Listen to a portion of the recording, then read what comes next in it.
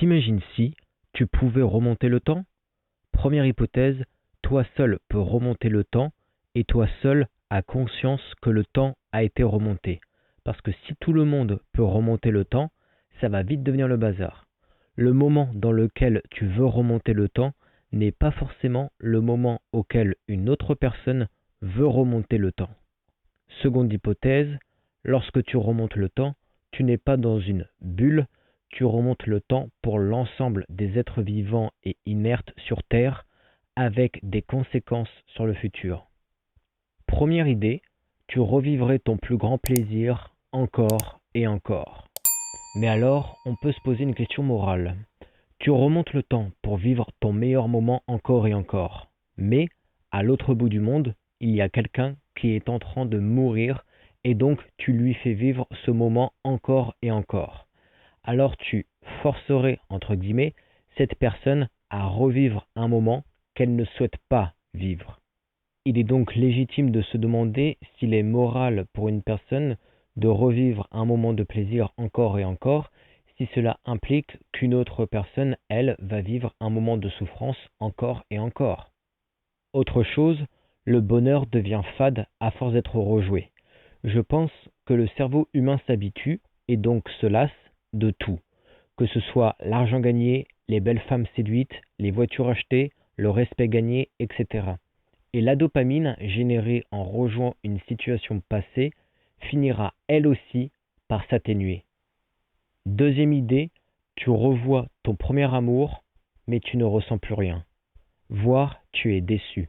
Tu pensais que c'était une personne incroyable avec énormément de qualités, mais en fait, avec ton expérience actuelle de la vie, tu te rends compte qu'elle était aussi banale que bien d'autres. Le souvenir était plus fort que la réalité. Avec ton expérience actuelle de la vie, tu as pu faire de nombreuses rencontres et donc tu peux comparer toutes les personnes que tu as pu côtoyer. Et tu réalises, en comparant ton premier amour à bien d'autres que tu as eu ensuite, qu'en réalité, elle était plutôt basique. Troisième idée, tu empêches la mort d'un proche, mais quelqu'un d'autre meurt à sa place. Imagine qu'un proche ait pris une balle perdue. Tu remontes le temps et la seule chose que tu puisses faire est de pousser la personne qui tient l'arme, déviant la trajectoire de la balle, sauvant ton proche, mais ôtant la vie d'une autre personne innocente. Comment te sentirais-tu, sachant que tu as sauvé un innocent, mais condamné un autre? Et tu dois vivre avec cette nouvelle réalité. Quatrième idée, tu reviens au moment où tu as été humilié, juste pour prendre ta revanche. On a tous vécu des moments où l'on se dit, après coup, j'aurais dû dire ceci, j'aurais dû faire cela. Tu as désormais cette possibilité.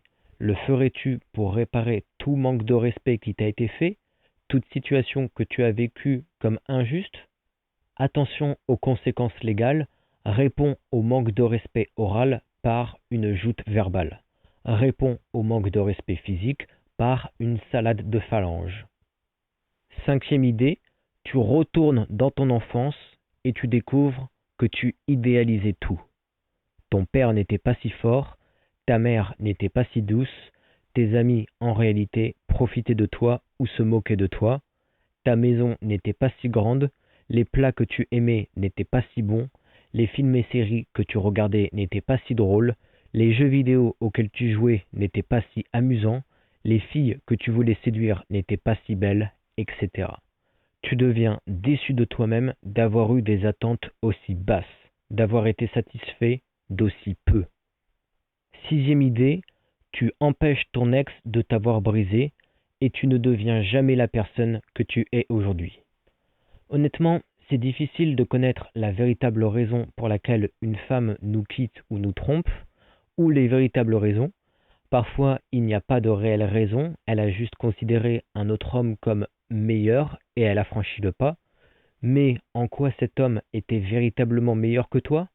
C'est parfois difficile à jauger, et parfois cet homme paraît même moins bon que toi sur de nombreux plans, et c'est alors encore plus difficile à jauger. Imaginons que tu aies la capacité surhumaine de connaître la véritable raison, et donc d'éviter que ta femme te trompe ou te quitte. Le ferais-tu quand même?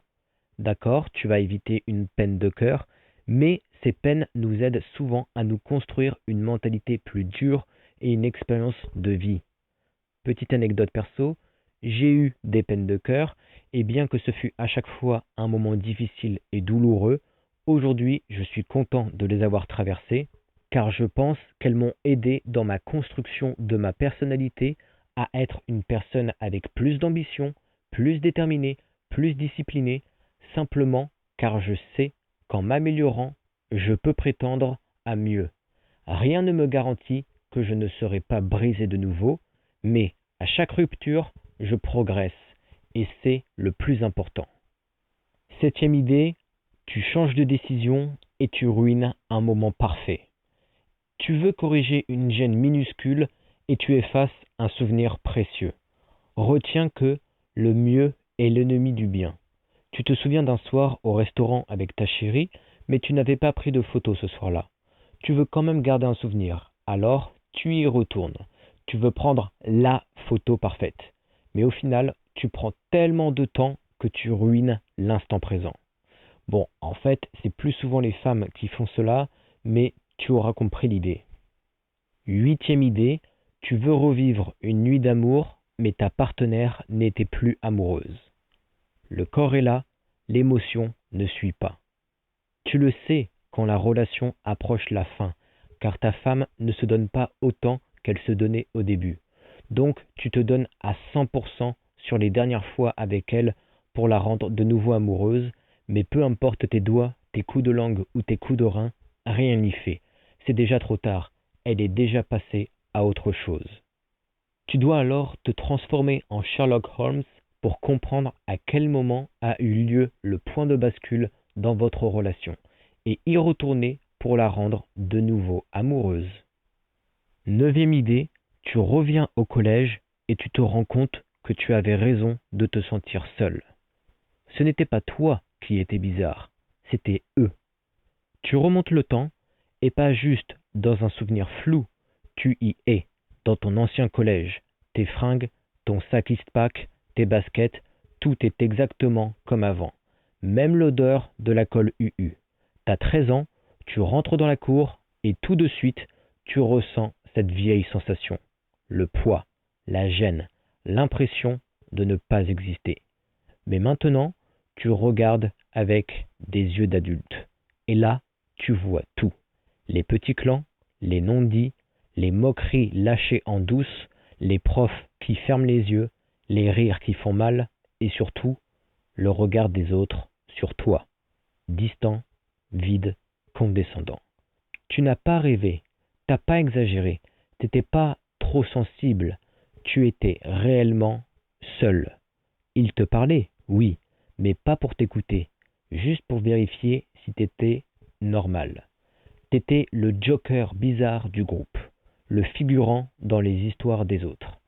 Et tu réalises un truc brutal.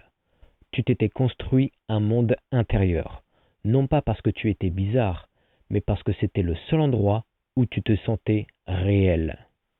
T'écoutais de la musique dans le bus en regardant par la vitre, pas parce que c'était stylé, mais parce que tu fuyais.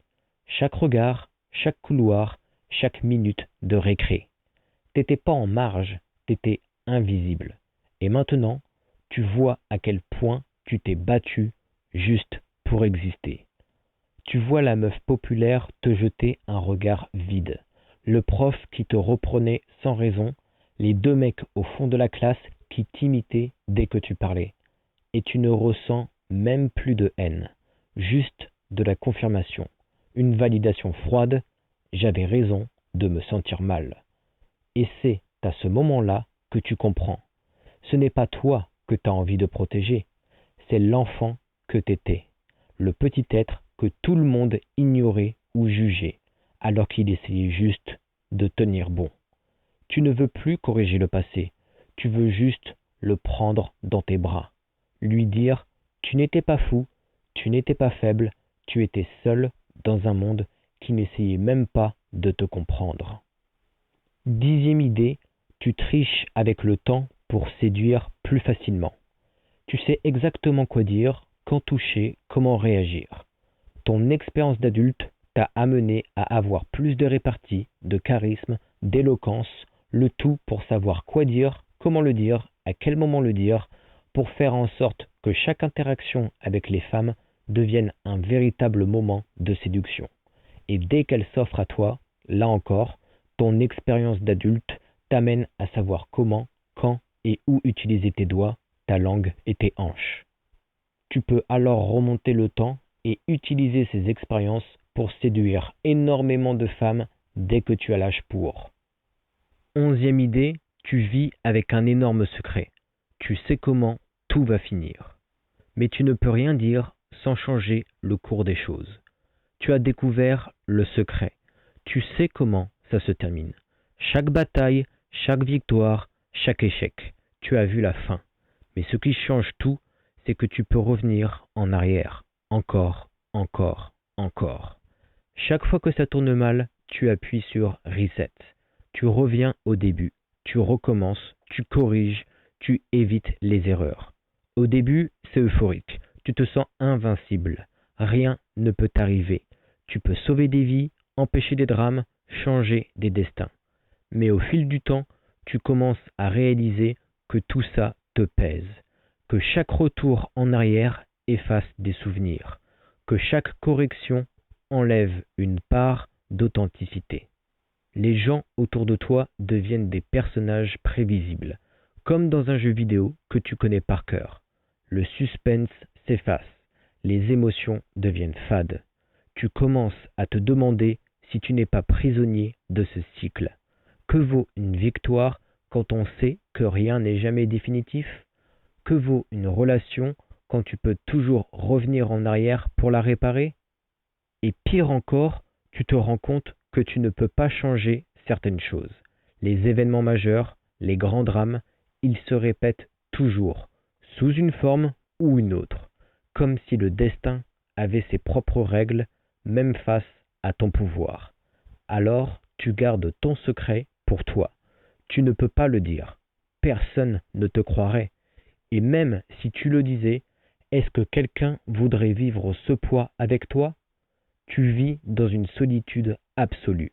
Tu portes le poids du futur et du passé. Et tu te demandes, est-ce que savoir comment tout finit vaut le prix à payer? 12e idée, tu empêches une dispute et tu restes coincé dans une relation qui aurait dû s'arrêter. Tu as sauvé ce que tu devais laisser mourir. Tu as vu le moment où tout a dérapé, la phrase trop sèche, le regard blessé, le silence qui s'est installé et qui a tout détruit. Alors t'es remonté, juste quelques minutes. Tu l'as ravalé, ta pique. Tu as souri à la place. Tu as fait comme si tout allait bien. Et tu as sauvé la relation. En apparence. Pas de cris, pas de rupture, pas de drame, tout va bien. Mais 6 mois plus tard, t'es toujours là, à ses côtés, dans cette routine, dans ce truc figé, dans ce nous qui aurait déjà dû mourir. Et tu sais pourquoi t'es coincé? Parce que t'as empêché le seul moment honnête de votre histoire. La dispute, c'était la sortie de secours. C'était le moment où tout devait exploser. Et t'as mis un coussin dessus. Alors maintenant, tu joues ton rôle, tu dis ce qu'il faut, tu fais ce qu'il faut, mais tu n'y crois plus. Tu es resté avec une personne parce que tu as trafiqué le temps. Et tu t'en veux. Pas parce que tu as menti, mais parce que tu as choisi la survie au lieu de la vérité. Et tu regardes cette personne, tu sais qu'elle te voit encore comme celui qui est resté, mais tu sais qu'au fond, tu es déjà parti. La seule chose qui t'attache encore, c'est l'absence de conflit. C'est l'illusion d'une harmonie que tu as forcée. Un présent qui n'existe que parce que tu as refusé le chaos. Et maintenant, tu te demandes, est-ce que toutes les disputes méritent d'être évitées? Ou est-ce que parfois, c'est dans la rupture que naît la vraie liberté? 13e idée, tu retournes au jour où tu es devenu cynique. Et tu choisis, cette fois, de garder la naïveté. Mais à quel prix? T'y es, ce jour-là, pas une journée dramatique, pas une rupture spectaculaire, pas un traumatisme qu'on te diagnostique. Non, juste un basculement. Silencieux, invisible, mais définitif. Tu te revois, encore naïf, tu croyais aux gens, tu croyais que les promesses étaient sincères, tu croyais que ça va aller voulait vraiment dire quelque chose. Et ce jour-là, il y a eu une phrase, un regard, une trahison douce, une première fissure. Et tu t'es dit, ah, donc c'est comme ça en fait. C'est là que t'as arrêté de faire confiance. Pas bruyamment, pas en criant que le monde est pourri. Non, t'as juste baissé un peu les bras. Un tout petit peu. Tu n'as plus répondu aussi vite. Tu n'as plus regardé les gens dans les yeux aussi longtemps. Tu as commencé à faire semblant, à prévoir qu'on allait te décevoir, à sourire en coin quand quelqu'un disait je serai toujours là. C'est ce jour-là que tu es devenu lucide et que tu as confondu la lucidité avec le repli. Tu pensais que tu étais juste plus mature, mais en vrai, tu étais juste plus armé. Pas plus fort, juste moins exposé.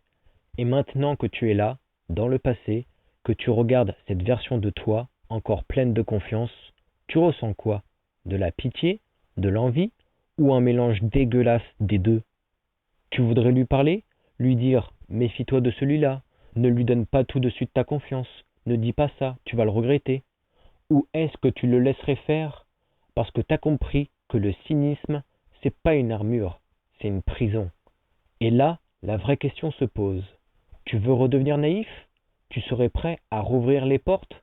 À risquer de faire encore confiance? À t'exposer de nouveau? Parce que tu ne peux pas être les deux.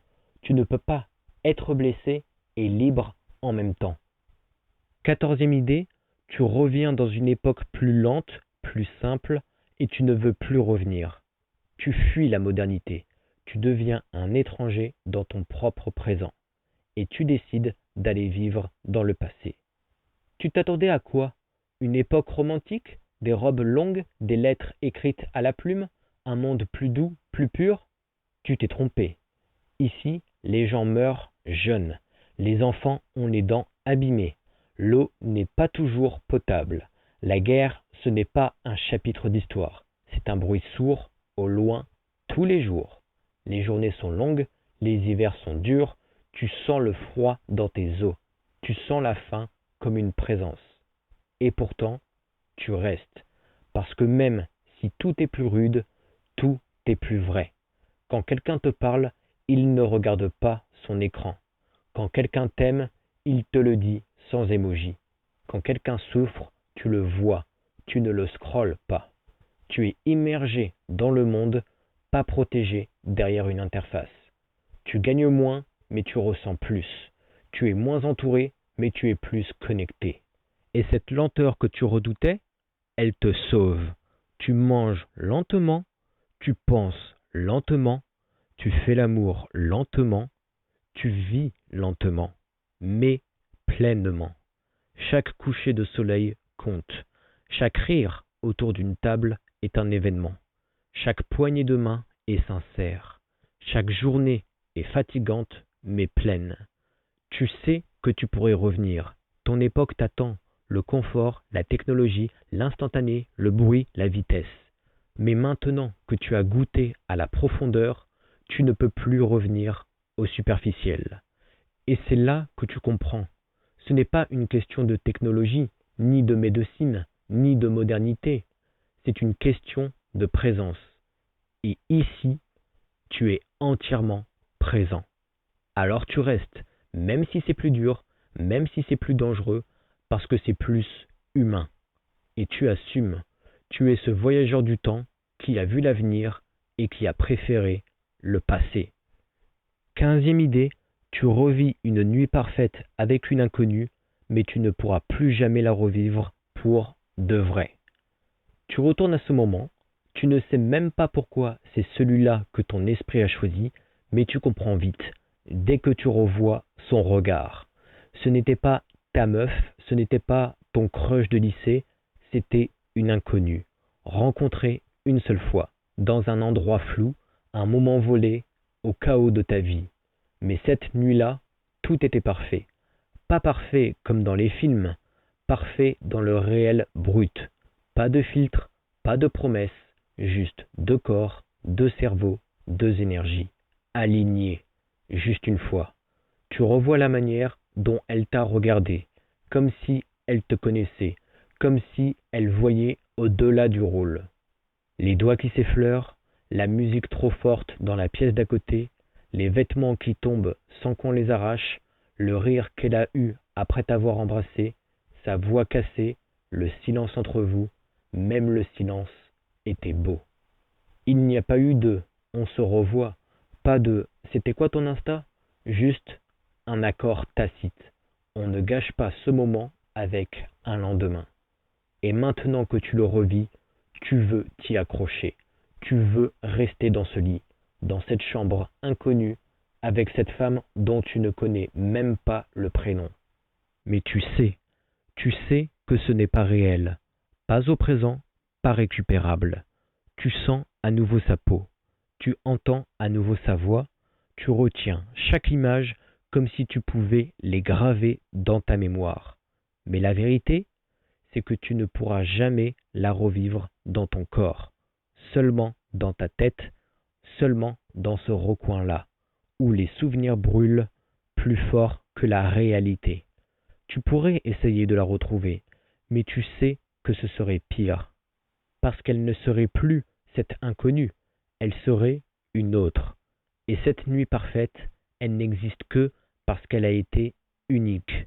Tu ne sais pas si c'était elle que t'as aimé ou le toi que t'étais cette nuit-là, mais tu sais que tu vas y retourner, encore et encore, parce que certaines choses sont faites pour ne vivre qu'une seule fois, et hantées pour toujours. 16e idée, tu triches au loto, tu gagnes, mais tu ne ressens aucune fierté.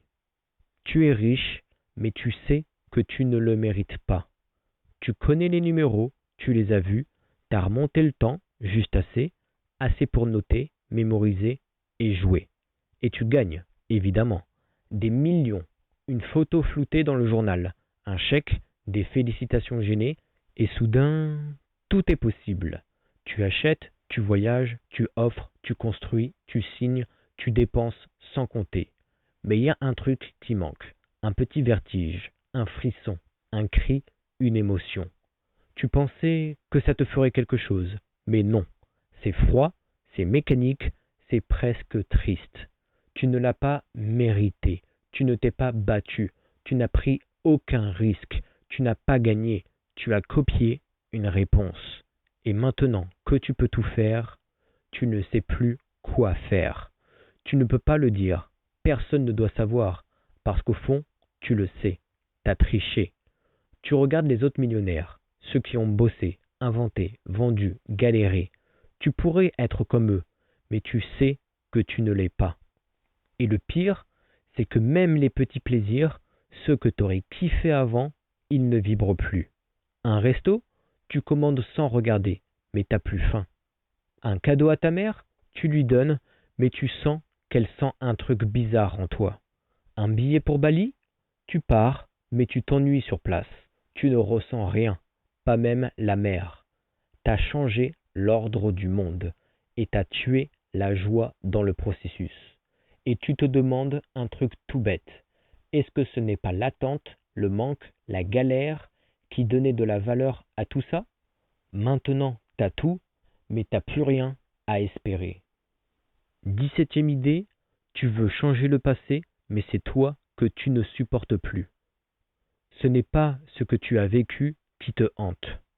T'as appuyé sur le bouton, t'as reculé, t'as trouvé le moment, le tournant, celui où tout a basculé, l'erreur, le mauvais choix, la phrase que t'aurais dû dire ou pas dire.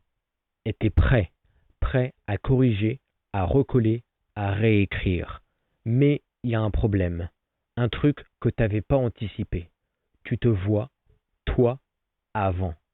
Et plus tu te regardes, plus t'as envie de détourner les yeux.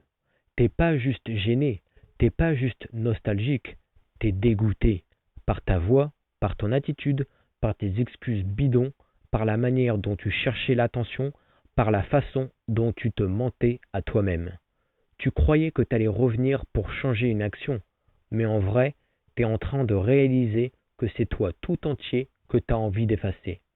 Ta manière de parler, tes regards fuyants, ton besoin d'avoir raison, ton incapacité à écouter, ton ego immense, fragile, ridicule. Ta façon de te croire bon, alors que tu étais juste paumé. Tu vois cette version de toi et t'as pas envie de l'aider. T'as envie de la secouer, de la frapper, de lui dire ouvre les yeux. Et le pire, c'est que tu te demandes si t'as vraiment changé ou si t'as juste appris à mieux camoufler. Tu pensais que le problème, c'était le moment, mais maintenant, tu sais que le problème, c'était toi dans le moment. Et ça, tu ne peux pas le réécrire. Tu peux le revivre, oui, mais tu vas toujours te revoir. Immature, lâche, blessant. Et terriblement seul, même entouré. Tu réalises que changer le passé, ça ne te sauvera pas. Parce que tant que tu es encore en train de fuir celui que tu étais, tu n'es pas encore prêt à être celui que tu deviens. 18e idée, tu reviens dans le corps de ton toi de 15 ans et tu ne veux plus en sortir. L'énergie, l'insouciance, l'intensité. Mais est-ce que ce n'est pas une forme de fuite? Tu ouvres les yeux et tu comprends tout de suite.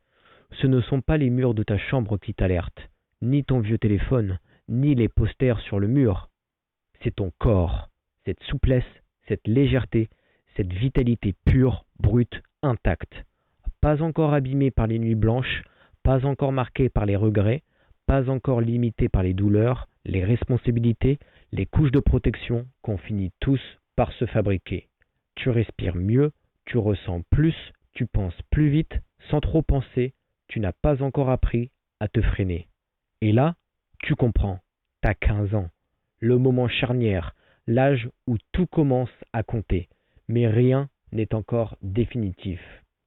Tu retrouves tes fringues mal assorties, ta voix pas encore stable, tes doutes maladroits, ton besoin d'exister, ton envie de plaire, ton obsession du regard des autres.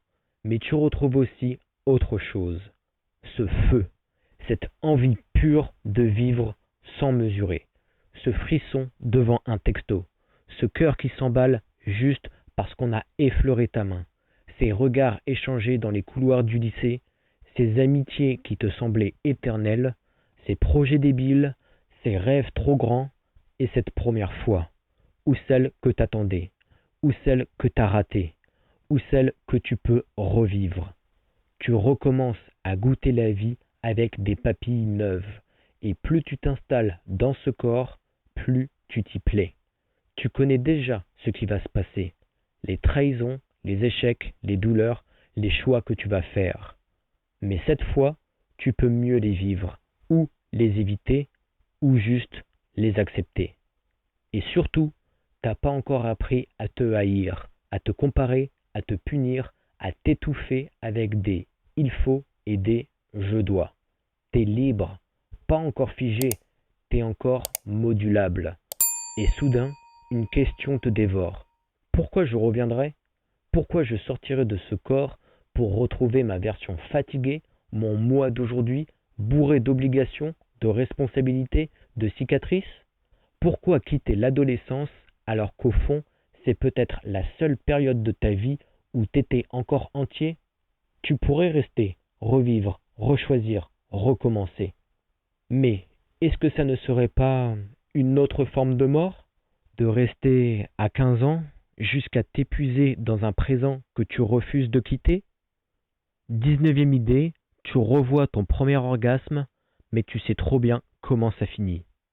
Le corps ressent, mais plus rien ne te surprend. Tu sais exactement à quel moment tu dois atterrir. La lumière dans la pièce, le battement dans ta poitrine, le froissement des draps, la peau tiède, la chaleur qui reste.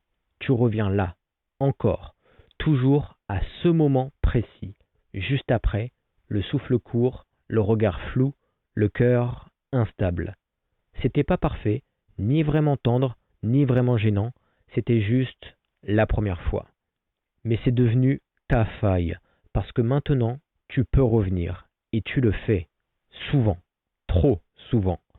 Tu revis les mêmes gestes, tu rejoues les mêmes frissons, tu ressens cette fragilité que tu as tellement perdue depuis. Et c'est devenu un piège, un refuge, un rituel bizarre. Parce que, dans cette scène-là, tu n'étais pas encore abîmé, pas encore cynique, pas encore en train de disséquer chaque sensation pour savoir si c'était réussi. Tu veux la garder, cette version de toi, la garder vivante, dans sa maladresse, dans sa nervosité, dans son absence totale de stratégie. Et chaque fois que tu reviens, tu as l'illusion de réparer quelque chose, de te reconnecter, de ressentir encore pour de vrai. Mais à force, ça s'use. Même l'émotion la plus sincère devient une boucle, un disque rayé, un souvenir contaminé par ta lucidité. Tu veux tellement préserver ce moment qu'il a fini par perdre sa vérité. Parce que tu sais comment ça finit. Tu sais que vous n'allez pas vous aimer. Tu sais que vous allez vous éloigner. Tu sais que tu vas fantasmer une histoire qui n'existera jamais. Tu sais que tu vas vouloir recoller ce que l'autre n'a jamais essayé de casser. Et malgré tout, tu y reviens. Encore, encore, comme si en revivant la fin, tu pouvais enfin la réécrire. Mais c'est ça, le drame. Tu ne changes jamais rien. Tu revis, tu replonges, tu re-regardes, mais tu ne peux pas dévier. Tu revis juste la naissance du manque. Et chaque retour te fait aimer un peu plus un moment qui n'a jamais été fait pour durer. 20e idée, si tu revenais juste pour observer silencieusement la personne que tu étais, est-ce que tu serais fier de cette version-là? Est-ce que tu aurais envie de la protéger ou de lui crier dessus? Dis-le moi en commentaire.